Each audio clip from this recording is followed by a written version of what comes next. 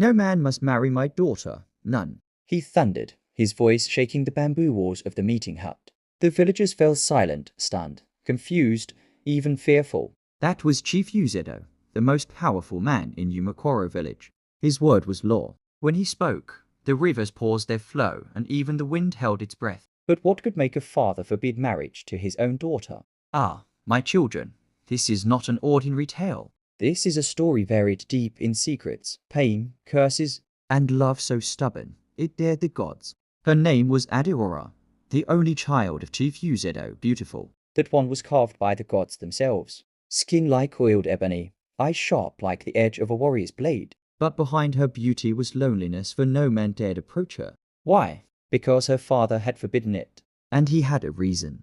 One soaked in blood and silence. 20 years ago, before Adiora was born, Uzedo had a brother, Abika, and they both loved the same woman, a beautiful singer named Nena. But Nena chose Abika.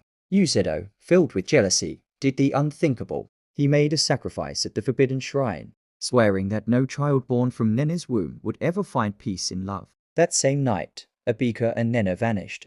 No one saw them again. Uzedo became chief. The land prospered. Then years later, Nena returned alone carrying a baby girl. That girl was Adiora. Uzedo took the child, raised her, and locked the secret deep in his chest.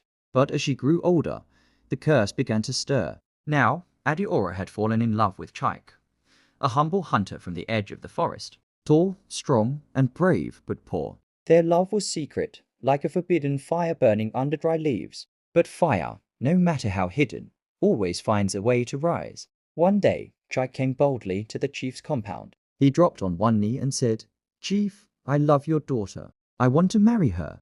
Uzedo rose, eyes red like burning coal, and declared, "No man must marry my daughter, none." Adiora wept, tore her clothes, and cursed her father. That night, she ran away to find Chaik. But the moment they held hands in the forest, a loud thunder cracked and Adiora collapsed, foaming at the mouth. She had triggered the curse.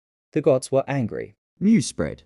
Uzedo was summoned by the village elders. The oldest among them, Dibiamapsi, spoke. "The curse you buried in darkness has awoken. It demands truth." Cornered by shame and guilt, Uzedo confessed everything: his jealousy, his sacrifice, his betrayal. The villagers were shocked. Some wanted him punished, others wept. But Dibiamapsi said, "Only love can undo what hatred has tied.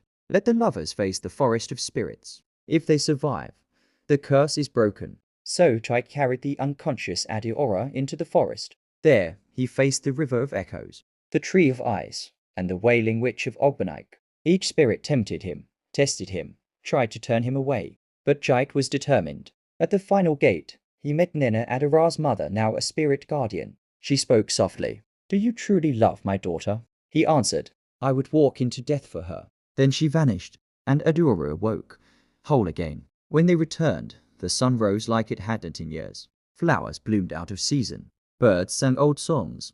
The village rejoiced. Chief Uzedo, weeping, fell on his knees before his daughter. He gave them his blessing, and not long after, stepped down as chief. Chaik and Adiora were married under the sacred Iroko tree, where the drums sang and the ancestors danced. And from that day, no one ever said, "No man must marry my daughter." They said instead, "True love fears nothing, not even a curse."